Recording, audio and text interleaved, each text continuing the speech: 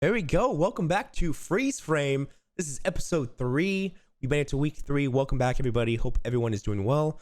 My name is Ryder, and I'm joined here today with my outstanding friend and fabulous co-host, the one and only Luigi. How you doing, buddy? Oh my God, we're back. We're back. We made it. We made it to week 3. Luigi's back in LA. He's back home. So internet connections are going great. We're looking good. Let me go ahead and start off. Let's get into some real quick housekeeping, and then we'll go ahead and get into our show. For all you here in our Twitch chat, you can watch us live on Twitch every Saturdays at 12 p.m. PST. Thank you guys for being here. The video will also be posted on YouTube the very next day on Sundays. And then for those of you that want to listen on audio platforms, we're on all audio platforms: Spotify, the Apple Podcasts, the Google Podcasts. But we're everywhere, so wherever you would like to listen to us. Yeah. If you're on an audio platform right now hearing the show, I want you to high five yourself because you're probably by yourself somewhere listening to this. And even if you're out in public, go ahead and just give yourself a high five because you're awesome. Thanks for the support. Some would call it a clap, but choose. You'd high five yourself or do a clap, whatever you think. You're so right. Yeah. So just clap somewhere. No, but even it's if both. somewhere where you're not supposed to clap. Mm-hmm. Yeah, absolutely. Sorry, sir. Your aunt just passed. Oh, I was watching this podcast. Oh my gosh. Terrible. I know, random bad timing. Right, so let's go ahead and start off. We're gonna try something out here for this week. Getting into what we've been watching. Luigi, you can go ahead and start off. What have you been watching? What have you been getting into this past week? So I was binging Brooklyn Nine-Nine, like I mentioned in the other episode, but I reached the point to where like I had already binge watched the last 2 seasons recently. Mm-hmm. So I kind of just watched the first couple seasons until I got to that point. So then I jumped back on New Girl because I was already watching that, and I think I'm on season 4 right now. Nice. And it's excellent. Anybody who doesn't know about New Girl, it's an older show, but definitely worth taking a look at. Nice. What about you? Well, I recently saw this past night on HBO Max this film called Little Things. It's kind of HBO Max's first big theatrical release. Oh, yeah, it stars that Little Things. You were talking about it before we started, and I was like, "What is he talking about?" It's the one with Rami Malek, right? Yeah, Rami Malek, Denzel Washington, Jared Leto, big 3 heavy hitters. How was it? It was great. It's a classic cop thriller, trying to find the killer, find a killer. It's a good film. It's a good entertaining. It definitely feels a lot more higher scale. But yeah, definitely recommend check it out if you have HBO Max.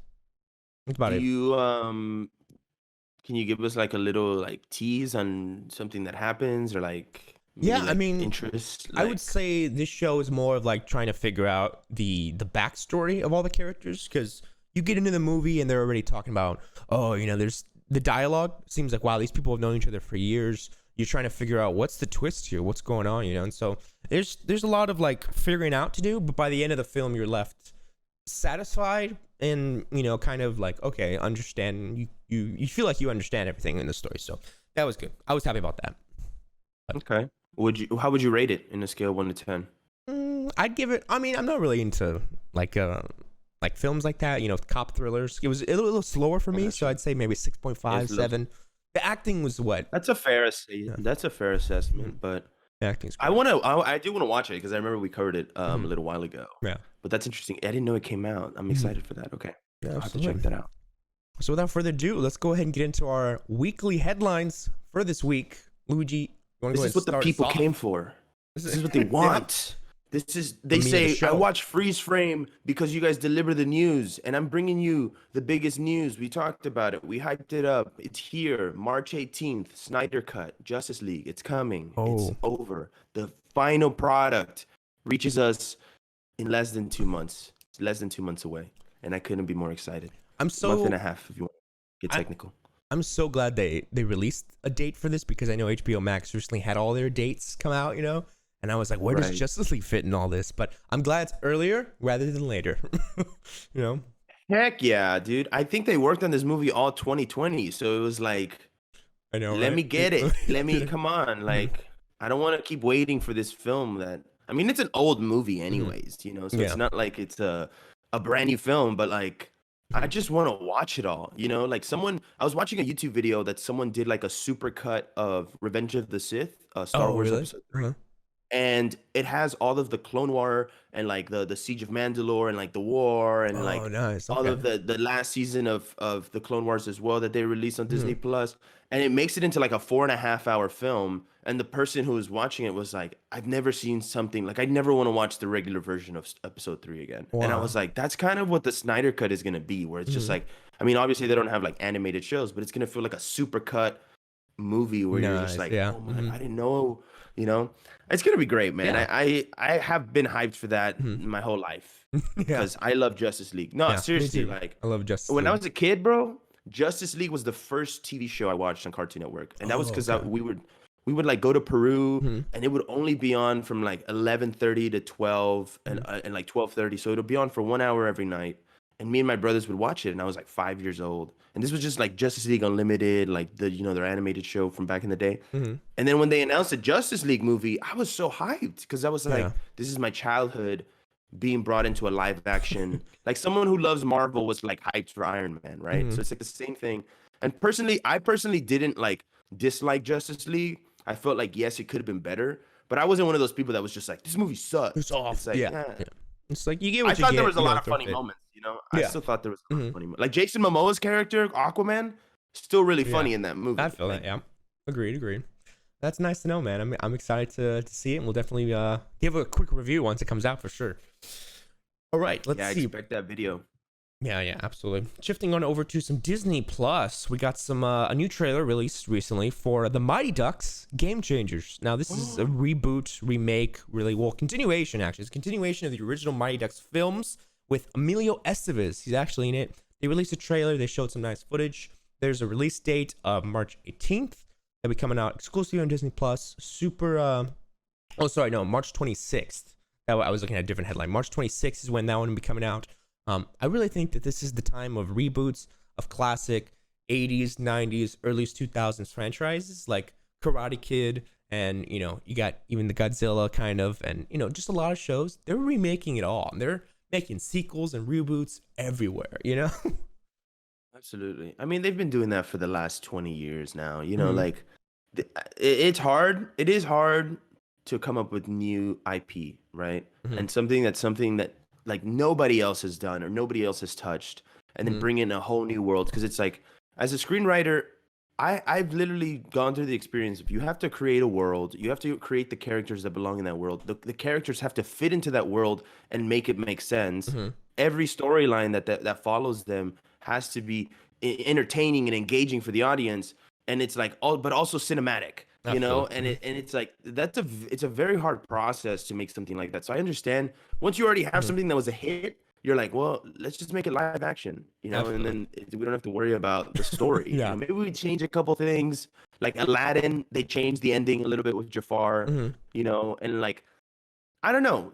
I feel like Disney does it okay. Mhm. Like I know a lot of people have hated their live action. Like even Lion King wasn't received well, and I was so surprised by that. I was Mhm. like, wow. I still haven't seen it. I Mhm. still haven't seen live action Lion King, but I know that there was a lot of people that were like, I didn't necessarily like this Mhm. movie, and I was just like, whoa, Beyonce wasn't enough. Like, Yeah. all these great cats. Like Yeah. there was a bunch of big name actors in that, but it goes to show that big name fame isn't the name of the game. Like you need good script writing, you Yeah. need better Story, direction, characters, good absolutely. editing, everything. It all has to come together to make the product. Absolutely. It can't just be like, oh, the actors, Meryl Streep's in this. Yeah, but Meryl Streep also has done a lot of shitty movies, like Oh man. she has. I mean, she gets Yeah. nominated for stuff, and sometimes I'm like, The I haven't movie's even heard bad. of this Yeah, movie she's great. nominated for. Yeah. Yeah. I She's agree. great. Yeah. Mhm. I'm sure she's cool. Like if you hung out with her and you got like tea and crumpets, because she just seems like the type of person who's into that. Oh man, that's funny. But, Dude. I like that. cheers to you, Meryl. Shouts out. Oh my gosh. All right. Well, next up, this is probably the other biggest news we got this week. Harry Potter is getting its own live action TV show. It's in early development. That means nothing's getting filmed or nobody's having meetings with production, but HBO Max executives are meeting with writers to pitch ideas for what they could create with the Harry Potter live action. So it's very interesting because they want to bring that. I mean, it's a huge franchise, and like Mhm. obviously J.K. Rowling has to have a final say on anything that happens with Harry Potter production. And I know she has the worst rap right now, which is so crazy because it's like you created one of the biggest franchises in the world and yet people don't like you, but they love your movies and they love the characters you created. But you as a person, I don't fuck with it, Mhm. you know, and it's crazy. She's one of the only ones, you know, where it's Yeah. just like they really, really kind of like kind of canceled her, Yeah. which No, is yeah, for nuts. sure. But yeah, Absolutely. Harry Potter, guys. That's The real exciting. question is, are you watching this? Will you be tuning in when this is officially Mhm. up on HBO Max? Maybe it can be 2 years from now. I feel like 2 years from now, we're going to get a Harry Potter show. Maybe Yeah, it's just going to be called absolutely. Hogwarts. Mhm. Ooh, Oh, chills. just Hogwarts. Hogwarts. Ooh, like a prequel, right? That'd be cool. Because I know that they have a Right? new head of they have a new head for the kind of Harry Potter franchise, like kind of spearheading the whole development of new films and shows. So I'm sure in the next 5-10 years, they're going to be making a lot more content. You know, you're going to be seeing little shows, movies, stuff like that, spin-offs. I will not be surprised if we start seeing more. But yeah, moving on, we have some awesome Batman news. Okay, now this is any Batman news I get, and I'm hyped for. Right? We have Screen Daily on Twitter, and then I think there's also Hollywood Reporter, I believe, is saying that Batman's on track to wrap filming on schedule this March. I think I said that right. They're about to wrap filming on schedule this March. So that's what they're still on track, which is kind of surprising because I thought there was a lot of delays, a lot of halts on the production due to the COVID-19 pandemic and Pattinson getting COVID. So pretty crazy. I mean, expect to see hopefully maybe a trailer. I'm going to say summer. Okay, hold on. You said Robert Pattinson, and you're talking about Spider-Man 3, my friend. No, Batman. The Batman. I said Batman. You said Spider-Man at the beginning. I did? You said yeah, you did. I said any Batman news. I'm excited for Batman. Maybe I misheard you. Or maybe I'm just hyped for Spider-Man. I thought you said Spider-Man 3 finishes filming in March. That's why I was like, what? No, I was talking about Batman. Yeah, I think you just got the man They're the part. same person, bro. It's the same. The vigilantes, they're all in my head. They're all mixed together. They're both big franchises. Okay, so Batman. Yeah. Batman. Batman, absolutely, yeah. That's really in March. I don't. When does it come out? I'm gonna say it comes out 2022. I thought they delayed the whole. I know, which seems kind of late. Like I thought that it was already postponed. I'm surprised that it's on track. You know what I mean? And not delayed to like summer. But if it finishes March, I'm gonna say we get a trailer maybe July.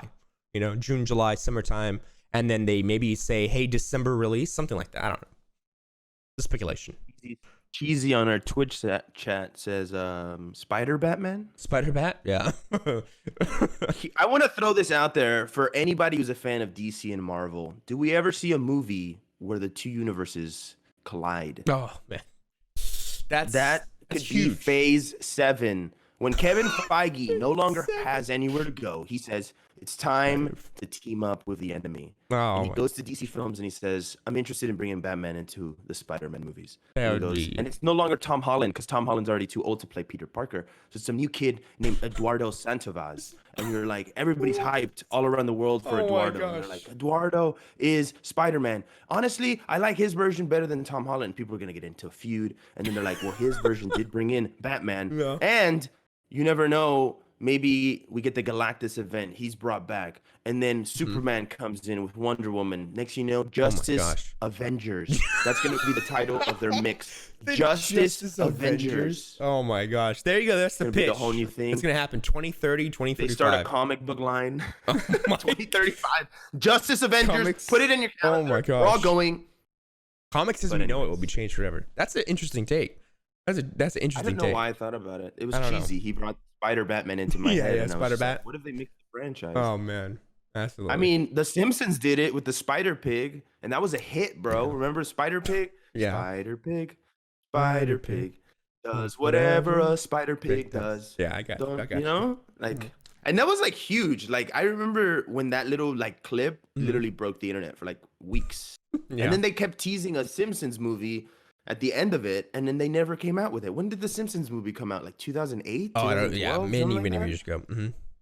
So long ago, and so many parts in that movie that were like exposing stuff like that. They have that clip where they have that the train driver who's like a robot who's listening into their conversation. Yeah. And then they have that one dude who's working at the NSA, like, hey guys, we found one. We actually helped the NSA track somebody down. And I was just like, too real, man. Yeah, I Too know. Real. I haven't seen it, so I don't know. You're just, I haven't seen it. You've never watched the Simpsons movie? I know. You call yourself a movie fanatic. Come on, man. I know. That's one of the greats. I'll get to it. We got classic. such a tangent, man. Such a tangent with that Spider-Man, Batman. Right. Yeah. So, anyways, Robert Pattinson, it's gonna be great. Batman trailer. We'll let you know when it's coming out. Next up, keeping along with the Batman news, the Joker apparently is gonna be playing a big role in Titans season 3. I don't know if you watch Titans. I don't know if you're watching that show, but I don't. I'm not currently in it. I started the first episode and I couldn't quite get into it as much as I thought I would. And I love the Teen Titans. Like I think they're so cool. I think the concept is great, but like I couldn't get into the show. But maybe I will now that they're saying Joker's gonna be like one of the bad guys in season 3, and apparently he's already been casted. We don't know who like is playing him, but we know that the character has been casted. Interesting. And I'm hype. You know, I feel like what's interesting is that we're seeing a lot more iterations of the Joker when normally we would only get one, and it was like that one is the pinnacle of like all of the actors who could play him, and it's always a different take, and it's always just very special. But here we're seeing it very much just like, all right, guys, just. We can't think of another villain for Titans. Joker time. You know, like I feel like they have a dartboard at DC, and they're just like, who's gonna be the next villain? Oh my god, just Joker pictures on the wall. Like there's nobody else. Like give me a Scarecrow or like I know, right? Mad Hatter. Or like even Teen Titans don't necessarily tackle just the main villains, the core Batman villains. Like they could go and find somebody else, or like even Deathstroke. I think he's already been in the show, but. Once again, I don't follow it, so someone could be like, Deathstroke was the main villain of season 2, buddy. Yeah, and Deathstroke is great. Now, he's a heavy hitter that I love in DC, you know? He's a big one, but he's more smaller scale, you know? So, well, kind of. But anyways. All right, well, that's interesting for sure. I mean, I'll definitely see if I ever get into Titans, I'll let you know. But I don't see it happening soon. Anyways. Okay, so this is pretty cool. So I heard about this recently, and so there's going to be a new Disney shareholder meeting on March 9th. So this is just going to be 4 days after the release of Raya and the Last Dragon, a new animated film from Disney. So this is huge because the Disney shareholder meeting is basically when we get more info on what they're going to be releasing with Marvel, Star Wars, you know, Disney original properties. So who knows what we could be seeing, but I'm sure March 9th is going to be a huge day for news. You know what I mean? There's going to be a lot of trailers maybe, but it could be like that, or it could just be like kind of a private meeting. This one, because I know the first Disney shareholder meeting that they had recently was pretty public, and they kind of aired it. They live streamed it, you know, for everybody to see on YouTube and stuff. So who knows what'll come out of it, but I'm sure goodies for sure. Goodies. Absolutely. Honestly, man, I feel like within the next coming weeks, we're going to get like something big, you know, like we have some good stuff here, but I feel like most of the stories we have is already about stuff that has been established. Like everybody knows the show season 3 is not coming in 2021 anymore. They were saying that it was going to come in February because that's when it had premiered the last 2 times that they dropped the season. But now apparently it got delayed until they're saying maybe early 2021. Early 2022. The latest we might see it is like winter 2021 because apparently production wraps in April. Right? Because it was delayed last year because of COVID. So now they're saying, we still have to film all the way to April. Plus editing, I don't see that being released. I think we get a trailer in the fall for like February next year. I think February next year, season 3. I didn't watch season 2. I don't know if anybody else is watching you. I'm watching you right now on Twitch. Oh, what the heck? You're watching us. And also I'm watching you right here. Oh, crazy. No, I'm not watching us. I already watched us in theaters. I'm watching you. Oh, no way. Oh, that was good. It took you a second. You were like, what? And then you're like, oh. That was good. Shout out Jordan Peele, guys. 2022, June 8th, I think his 3rd movie comes out. Oh, nice. Okay. Something like that. Cool. Awesome. But anyways, I got another one. If we're talking about new IP, though, this one's kind of interesting. I want your thoughts on this. I don't know if you've heard about this. It's a Russo Brothers project for Amazon called Citadel. I don't know. It's basically like a spy drama that the woman Ashley Cumming, she was the latest who starred in AMC's Nas 482. I don't know anything about that show, and I don't know who Ashley Cummings is. But this was on my news feed, and it was like Citadel, Russo Brothers, spy series, and that's all it said. It didn't say. It didn't go into detail on what the show's gonna cover. They said apparently it is going to cover a couple locations, like filming in Mexico, Italy, London. So it might be like a spy drama that like sends spies in and then they go and like tackle different objectives, or maybe they're like secret assassins, or they're like trying to stop diplomats from making deals, or like taking over countries, you know, CIA stuff. Absolutely. The cool thing about the Russos is that now that they're kind of, you know, taking their step away from Marvel for a bit, or, you know, for this time at least, you can kind of figure out what genre they really love. You know, like as kids, you could tell that they love spy thrillers, they loved espionage, big action, you know, kind of corporate, you know, spy movies, or, you know, action films like that, because that's what they've been making a lot, producing and directing now. But like, it's pretty cool to see that they're finally really getting into what they truly love, it seems like, you know. I mean, it's always like that, man, where you have to give in to the big dogs for a little while, play with their properties, and then they finally let you do your stuff. You know, I think James Franco says that it was like you have to do you do 5 films for them, and then you get to do 1 for you. Oh, you know? okay. And I think they were during his roast, they were saying, but with James Franco, it's you do 1 film for them and you get 5 for him. His projects are always crazy. He's always doing some weird shit, you know. Yeah. He's like, what the heck? Yeah. But yeah, I mean, it's essentially that same concept. The Russo brothers are in high demand, so they're good directors. Like, they're the type of directors that it's like no matter what film you give them, and you give them at least $100 million, or like, you know, at least $50 million to make any project, it's gonna be great visually. Like, you're gonna see it and you're gonna go, wow, this is so interesting. It's engaging. It's great. Absolutely. It's just about like story then. Like Cherry, I think is gonna be their first real story step heavy, away from like superhero. Yeah, and then it becomes a more heavily focused on one character and his development of like, oh, he went from the army to being a drug addict to being a bank robber to being in love with some chick the whole time. And it's just like, well, how does all that fit together? And if you're able to deliver a succinct storyline that actually makes sense throughout, I think you can do anything at that point. If that movie fails, I feel like people are going to be less likely to be like, oh yeah, let's go watch the Russo brothers if it's not a superhero movie. I'll trust them with superhero movies. But we'll see. Yeah. No, I'm sure they're going to do great. Absolutely. Let's see. Up next, we have, this is pretty cool too, because I don't know about you, but I've been a fan of the Cloverfield universe ever since the first Cloverfield film came out many, many years ago. So there was talks 2005? Yeah. It was 2005? What? It was one of those early years. 2005, 2008. 20, early 2010s, right?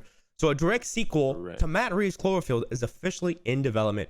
Joe Barton, who is the writer behind the fantastic horror film The Ritual, he's writing the scripts. The film is not going to be found footage like the first one was, but it's going to pick up after the kaiju rampage through New York City. So, you know, I know that there's a whole universe of Cloverfield, and the first one was the start of it with like a found footage in New York, monsters attacking the city, and it's going to be a sequel picking up right after that. So, who knows where that could lead? 2008. Okay. 2008, cool. That first one came out, and apparently it's gonna be the guy who's doing the TV show for the Batman. The showrunner for that is also gonna be involved with this. Okay. So the same dude who's running the TV show is gonna be working on this Cloverfield thing. Is J.J. Abrams set to come back? What happened to J.J. Abrams, dude? That dude disappeared. Did he not? I'm not sure he's attached to that. I'm not sure where he's at. I think what was his last thing? Like, I'm gonna say his last was Overlord. I don't know. Maybe that was. He might have done a show, like an exclusive show or something. Was he not involved with The Last Jedi? I thought he came back and did The Last Jedi, right? No, I don't think so. Oh, you mean Rise of Skywalker, right? Yeah.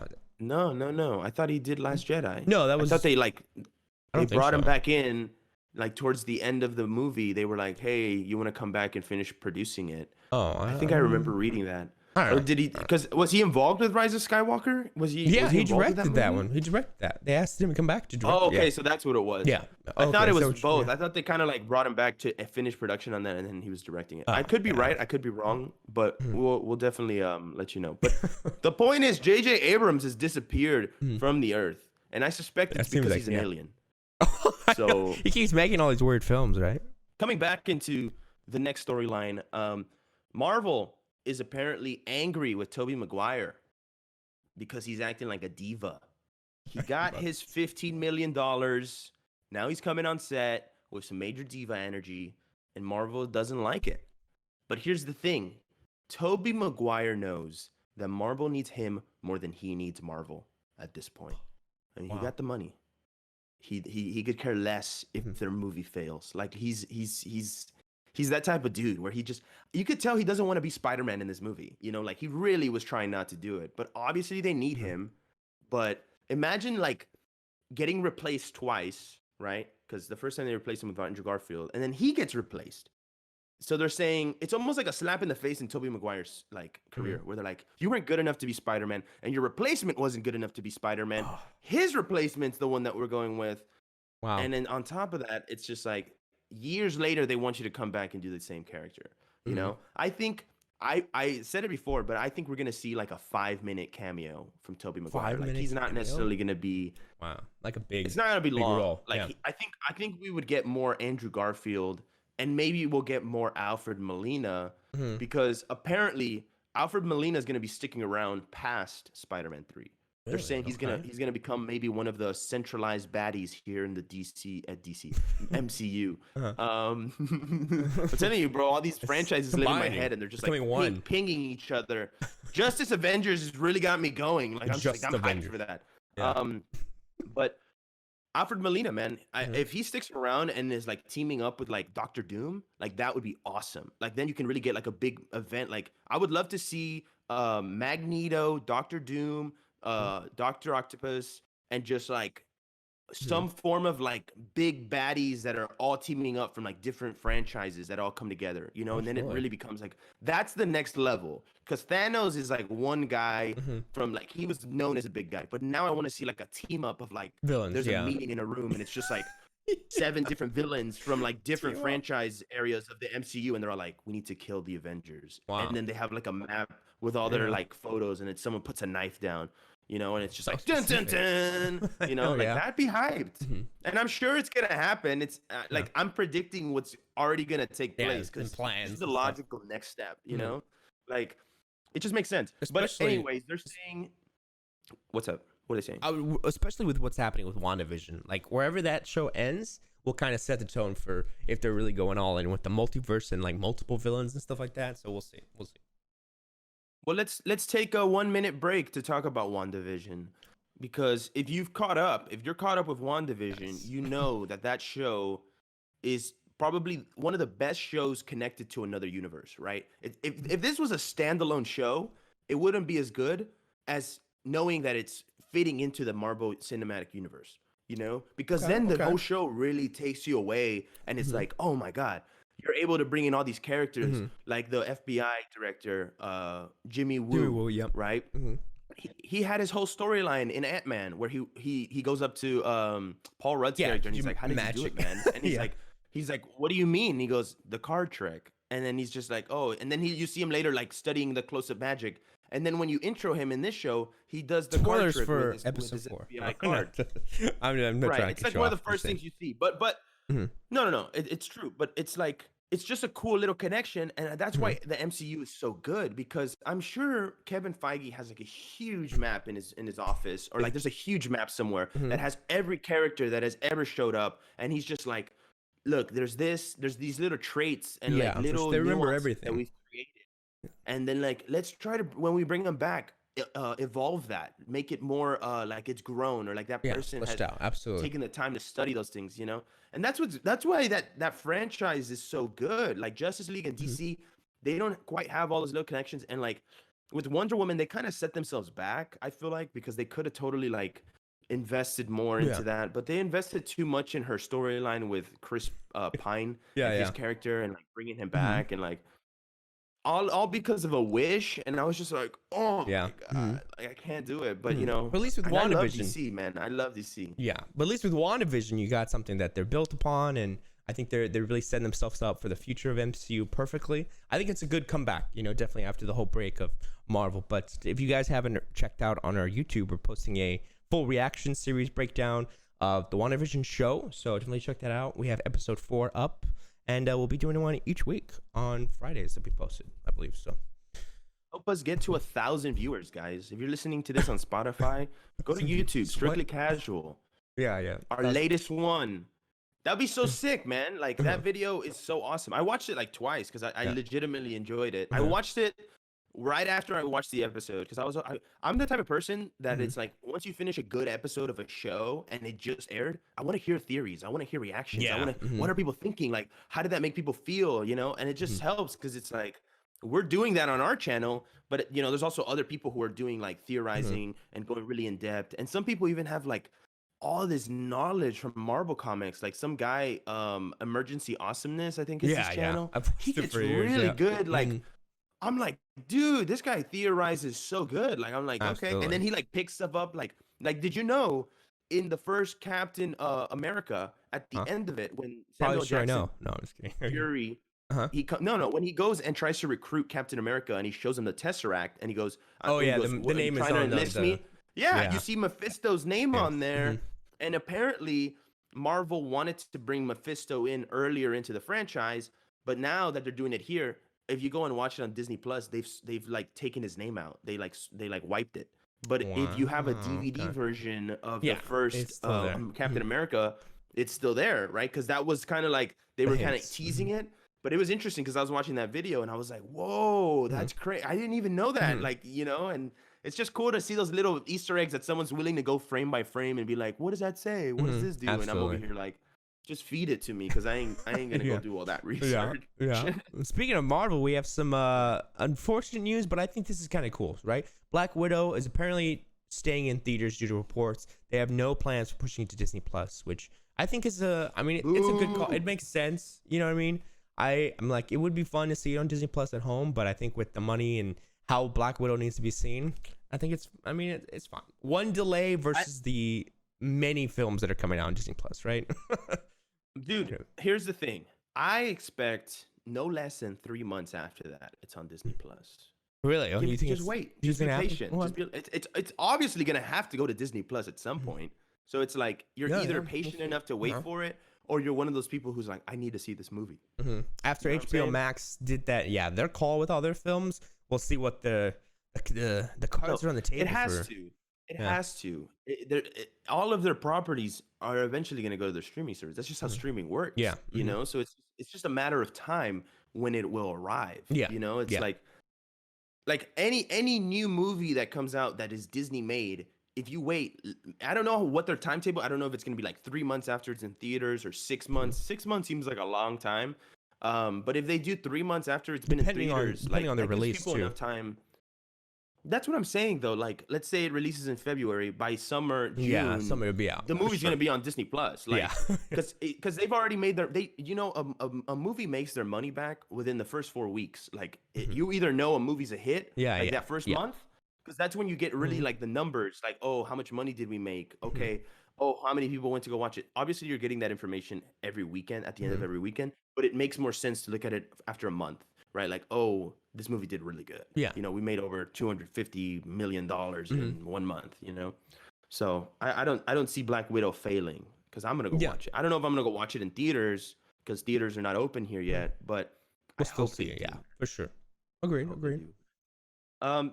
Speaking of Marvel, lots of Marvel news every time on this podcast, which is Always. cool because I love talking about Yeah, it. But yeah. Deadpool 3, starring Ryan Reynolds, is gonna connect the X-Men into the MCU. It's officially confirmed that that movie is gonna be the bridge that is gonna allow the X-Men to walk over to the Marvel Cinematic Man. Universe. Okay, that's gonna be a long And- time from now, though, right? That's gonna be crazy when that happens. I don't know because they already are writing it, so I feel like if they write, you know, it could take them 6 months to write, and I think it was announced like 3 months ago. So it's like, it maybe in another 3 months they have a script, or maybe in another 4 months they have a script, and then you know just getting Ryan Reynolds and then getting everybody else. But I feel like they're probably having a bunch of meetings about it, where it's like, okay, if we do bring in the X-Men, how do we bring them? And the problem with like writing an MCU film is like you have to leave a bunch of areas open for like connections to other movies. Yeah, So it's like if you write something, you have to have in mind like, okay, well, what do we want it to connect with, right? And I feel like you have to meet with Kevin Feige and he's gonna go, okay, Fantastic Four, you know, Eternals, you know, we're gonna have a couple Guardians, like, you know, he's just spitballing things and people are like, oh, I like that. Oh, this works. Like, let's do this storyline from the comics. And like, I feel like imagine being a fly on a wall on like a creative meeting on for like Marvel, like the I know. franchise. Like They just imagine throw these being in names the out. Yeah, like it's nothing. right. The You're huge just throwing out billion-dollar ideas, franchises. but imagine being in like a exactly. Imagine being in like a phase 5 like meeting when they're first like, all right, guys, we're gonna talk about phase 5. What kind of ideas do we have? And it's just like people are just spitballing, like, oh, I'd love to see this, da da da da. And it's just like he's just going and sitting there with like a clipboard, and he's like, I like that. Yeah, that works. Or if anything, greenlit. They bring comics, right? And they bring like, oh, which comic book storyline do we want to bring to life? Because the original stories, I think, always stem from the comics, and I think they're based on the slate. You could see that everything's based off the comic. You have already House of M now. Then Secret Invasion is an iconic comics book storyline. So you can tell that all these shows and movies, they're all based off the comic, and so it's pretty cool to see them come to life. Absolutely. Okay, let's see what else next we got here. Okay, we have this is more of an interesting one, kind of tone shift. Ethan Hawke has been cast in a new film from Blumhouse called The Black Phone, and this is directed by Scott Derrickson. So cool thing about this, I think they worked previously on what's it called? Insidious? No, not Insidious. What's it called? Sinister. I think it was Sinister. I think Scott Derrickson directed that one, but that was one of I don't know if Scott Derrickson directed. I'm gonna have to look that up. But either way, Ethan Hawke worked in horror genre before, so I'm not surprised that he took another job from this. Let's see. Sinister director. You hear me clicking away. Scott Derrickson did direct. Okay, so they're working together again. It's another tag team duo. Nice to know.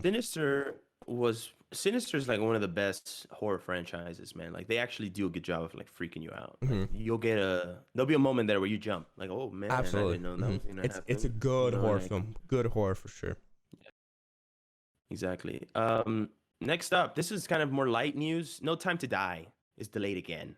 So it was gonna come out in April, and now they're delaying it to October because Nokia has James Bond talking on a phone at some point. And apparently the phone is so old now because the film was shot in 2019 and that phone was from 2019. So they're going, well, hey guys, we need to reshoot this because our contract says we're gonna have the latest product on there. And it just goes, it's kind of interesting because I didn't know this is how like ad deals work like that. I knew product placement was a thing, but I didn't realize like a company could literally be like, hey, I know we shot this already. And imagine it being like a super gritty scene where it's like a super complicated monologue, and then they're like, Daniel Craig, you got to go back and shoot this with a different phone. Gosh. That'd be awful. Poor guy. The actor gets no say in this. It's basically just like, hey, dude, you got to do this because it's a part of your contract now. Yeah. It's crazy that brands have such huge influence. I'm sure that's not the only reason why it's delayed, but it's kind of funny that that's a huge thing. It's the only reason. That's the only reason, really. Like Nokia. No pandemic. Come on. What about the pandemic in the theaters? They're gonna release in theaters in April. Yeah, no, they were gonna release in theaters in April, and then now they moved it to October. Yeah, bro. Because the longer that they delay this movie, the less money MGM makes. Like MGM is literally up for sale, like we talked about. So they need to make their money back. They're only selling because they haven't made money. Like, dude, James Bond's budget's probably like $250 million to make that movie. Like think about it. It's a James Bond movie, it's huge. I'm sure they paid Daniel Craig like $50 million to do this film, just his salary alone. He's the star power. And then you had Rami Malek as a villain. That dude's getting $20 million. That's right. The story. I forgot about that. Yeah. And plus the rest of the actors, that could be another $50 million to pay all those other people. So it's a lot of money that goes into just paying actors, and then the crew, production costs. You're traveling around the world. MGM needs to make this, a big release. So yes, it could be partially influenced by that, but Nokia, who pays their bills because obviously they're getting money from them, they could have probably gotten like $10 million from Nokia to include the phone. So they're gonna be like, hey, you better do the latest phone because I try to have him be up there with something. Nobody uses anymore. It's only like, a year old, but they're like, it's too old. It's not our newest. Yeah, I got that. I feel it. Okay. Exactly. Okay, right here we have some Netflix news. Noah Baumbach, the director of Marriage Story, Oscar Award-nominated film, has signed a deal to write and direct films for Netflix for the next several years. His next film is going to be called The White Noise. It's going to follow a professor who makes his name by pioneering in the field of Hitler studies. It's pretty interesting. But I think he was looking to add. He wants to work with Adam Driver again soon in the future. So who knows if that's this film or in a future film. But either way, the project study is set. Netflix, like you said, right? Netflix grabbed him after that Academy Award nominations, and they're like, "You want to stay with us and write films?" I think he's a good fit. Exactly. I think he's a good fit with Netflix because he has more of like a I don't want to say indie style, but more of like I don't know, grounded writing style, I guess, more grounded film. So we'll see what comes from Noah. I'm interested to see what he does next. Adam Driver, if he can get him. Adam Driver is one of the best actors of our time. Like, I think right now. Yeah. I think he's a modern, I was gonna say modern Leonardo DiCaprio. Oh my god. They're both great. Yeah, no, they're both like in the same caliber of like they both have exactly good same caliber. Good range. That's the word, range. Yeah. Yeah, but Leo's old now. I think he's like 53 or something. I think Adam Driver's still in his 30s. What? No way. That's insane. Yeah, dude. Leonardo DiCaprio. No way. Old. Yeah, he's old. That's crazy. He's like 52, something like that. Next up, he's 46. Just for facts. No, he's 46. So I hope you never meet Leo. No, I'm just kidding. Leo's like, hey, I listened to the podcast. What the heck was that about? I saw him once cross from hit the shuttle to the Netflix after party at the Golden Globes, and everybody was like, "Oh my god!" And I was like facing this way, and I turned around and I just saw the back of him, and I was just like, "Damn, I didn't get to see his face." Wow. Same thing happened with Scarlett Johansson. I was like talking to somebody, and then they were like, "Oh my god!" And I turned around way too late. And they were like, I was like, what happened? Who was that? And they were like, Scarlett Johansson. I was like, I missed it. I was like, frick. She was walking with Colin Jost because apparently they're like married or something. Just so interesting. Imagine being like on a comedy show and you land somebody like Scarlett Johansson. Like, that's a good deal, man. You walked out heavily. Dang. Like, okay. Right? But anyways, what I was saying is Game of Thrones fans out there are going to be happy about this, but there's an animated drama coming to HBO. We know that there's a prequel in the works, but now an animated show is also in the works, which is kind of exciting. I think there's a lot that you can do there with Game of Thrones, and I think animation, in a sense, is always like great to explore because then you don't have to spend so much money in like, oh, guys, the CGI of the dragons or the CGI of this and that, and like going to these locations. Like someone could just literally be like, hey, let's have this town just be enormous and have all these characters, and then it's like someone's just creating it on a computer, and I think it's really exciting and a great direction for Game of Thrones. Absolutely. Yeah, I think HBO Max and Netflix, they're really going hard with all their animated series, because I know, Netflix is now doing Tomb Raider, an animated series, and I think even like Resident Evil. I think the animated series, they're just nonstop with animation, so I'm all for it. Now. Yo, I just want to say this real quick. We have ABC Maldonado in the chat saying, I sat next to her. Are you talking about Scarlett Johansson? You sat next to Scarlett Johansson? What? That's she got to sit next to during like a show. She was like a seat filler for I forgot what show. I think it was the Golden Globes or one of those. I remember she texted me. She was like, "Oh my god!" Oh, at the Emmys. The Emmys probably. Yeah, I think so. It was years ago. Oh, that's cool. Oh yeah. See, our chat. What did she say? But Boba now in the chat saying Cyberpunk Anime is still happening. So a lot of animation shows still coming out. It's awesome. I didn't know there was a Cyberpunk anime in the works. I mean, that's on Netflix. That show has so much potential. Absolutely. Let's see. Up next, I got some more light news now. We're getting into more some small headlines, but we have SpongeBob. SpongeBob is now coming in hot with all these major releases now on Paramount Plus, especially since that's launching on March 4th. We're going to have Kamp Koral, which is kind of SpongeBob's Under Years first 6 episodes, will be premiering on launch of Paramount Plus. And then we also have a SpongeBob movie, Sponge on the Run, which a trailer recently came out for that. You can drop that on VOD as well, too. I think it's going to be in theaters and then on VOD the same day. So pretty crazy for SpongeBob. And then also, first look at iCarly. There's been a photo released of Jerry Trainer, Miranda Cosgrove, and I forgot the actor's name that plays Freddy. There's 3 of them that they're playing. They're doing a revival, maybe a little reboot for a little bit, like a little show. Cool. 1 episode, of that. And then Suicide Squad updates. James Gunn recently on his Twitter was talking about kind of the progress on the film, where he's at with that. He's working on a trailer now. He's telling people to wait because it's gonna be worth it. Who knows? I'm excited to see more trailers, more footage. Suicide Squad is not required. It's not a required viewing to understand the film. So even though this is kind of a sequel, it's kind of separate from the first movie, so that's good to know. And then also the Peacemaker spinoff starring John Cena. It says it's not going to be what anybody expects. So he's working on that one right now. That's going to be for HBO Max, I believe. Original series starring a character from Suicide Squad spinoff. And then let's see. You can go ahead and get into yours. I'll continue mine after. Mine are just those pictures. So you can go ahead and finish off, and then we can look at those set Okay. photos. Let's see what you have right here. Great Gatsby. I saw this and I was pretty excited, but I don't know. Who knows what's going to happen? There's a mini series in the works from the Vikings creator, Michael Hurst. So no cast is confirmed yet. Who knows what that's going to be? I assume maybe it feels like an Amazon Plus. I mean, Amazon Prime type of deal. I don't know where it's going to be, but I saw that headline. I kind of freaked out about that. Then we have Dear Evan Hansen, the classic Broadway musical, is going to become a show, I believe, or a film, but it's getting I think it's a film actually, getting a September release date of the 24th.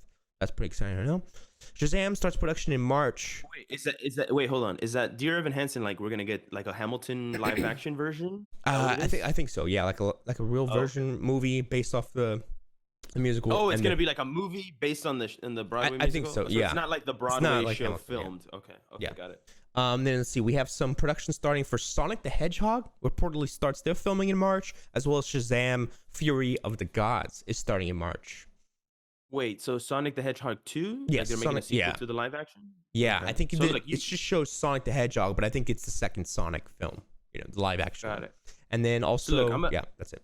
I'm gonna run down through everything you just said and tell you what I'm watching and what I'm not watching. SpongeBob Kamp Koral, out. No. iCarly revival, maybe.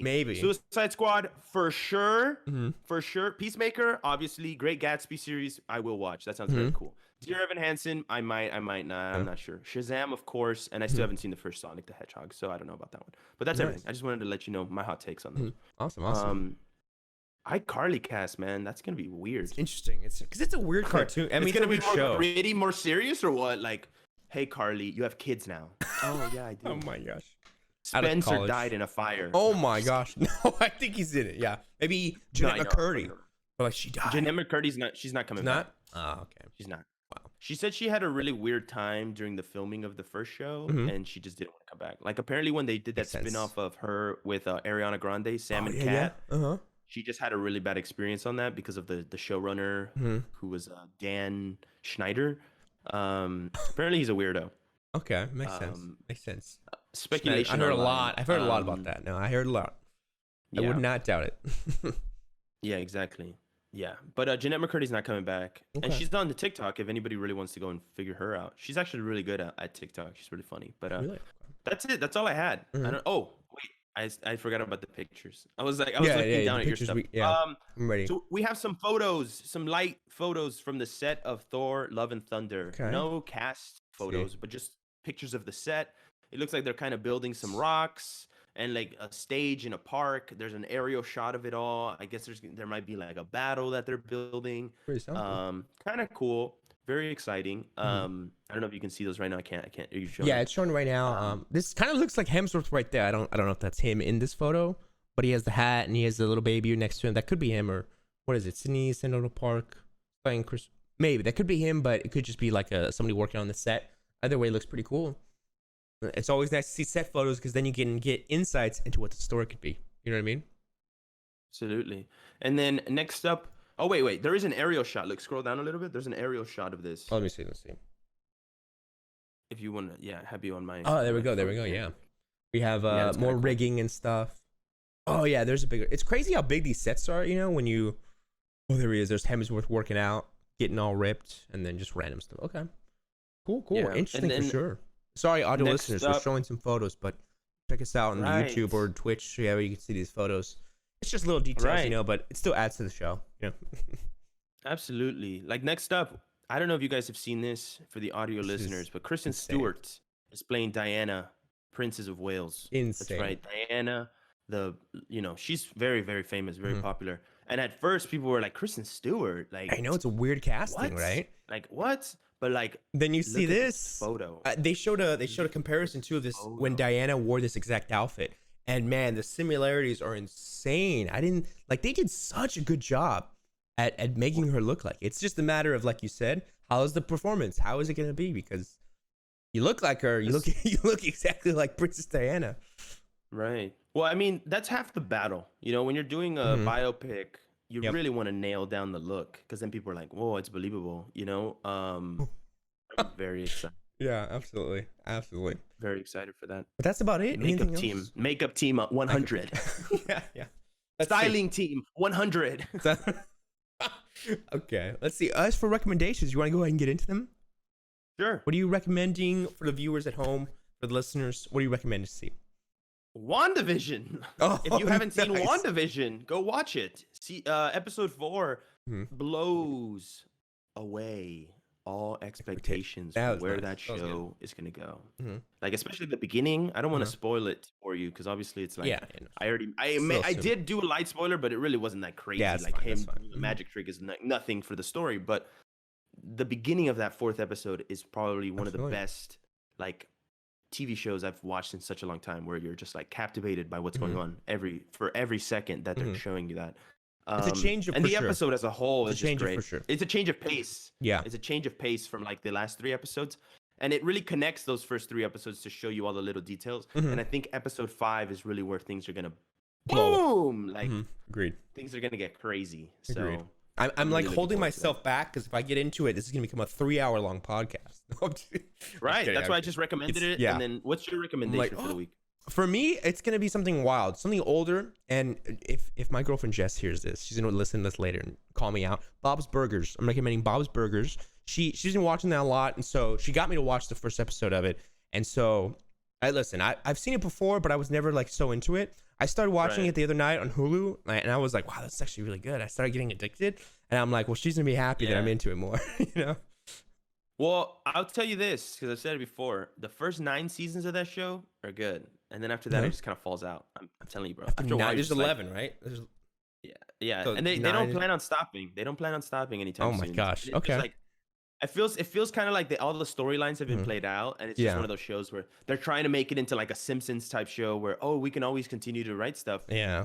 But it's just that show doesn't always cover like pop culture, like relevant stuff, like current events that are going on. So that's the thing that hurts them, where it's like Family Guy or like American Dad or The Simpsons. They cover a lot of current events and they put them in their shows.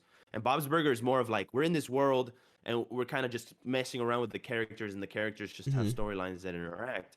But after a while, it does get a little boring and stale. But it's still a good recommendation for those first 9 seasons. Yeah. Okay. You know, some people out there might like the whole show, so I just started it because I'll get into it and let you know what I think. Yeah, definitely let me know. All right. So that's it. We did it. It's over. It's over. It's done. No, Thank you guys so much for everything. Thank you guys for listening. Sorry, I know it's okay. I like the jinx. I like the little jinx that we have. Thank you guys. I do like it. That's nice. At least we know that we're on the same wavelength, right? All right. You can close this off. You can close this off. Had so much news this week. Like, it wasn't like a whole bunch of crazy stuff. We did go on a lot of tangents this time, which was fun because Vincent, our strictly casual partner, was like, "You guys need to just chow. You guys just need to chow down on these topics." Oh yeah, no, I get you. Yeah, chill out. Definitely get into it more. No, yeah, it's definitely nice. Change of pace, feels more relaxed. But I hope everybody listening, everybody watching at home, thank you guys so much for watching. We have a great time doing this. It's fun as always. I know I have fun. Yeah, thank you guys so much for watching us on Twitch. For those watching us live and commenting in our chat, we do like to take suggestions from there. And shout out to Justice Avengers 2097. 2097 is happening in 1,000 My years. kids, Ago. That'll be the first film they watch. They'll be like, "Oh my God, Dad, these franchises." I'll be gone. I'll already be in. But my kids, long gone, yeah. They'll be writing letters. Anyways, guys, thank you guys so much for tuning in and watching, and we'll see you guys on episode 4 next Saturday at 12 Pacific Standard Time. Thank you so much. Freeze frame, we're out. Bye, everybody.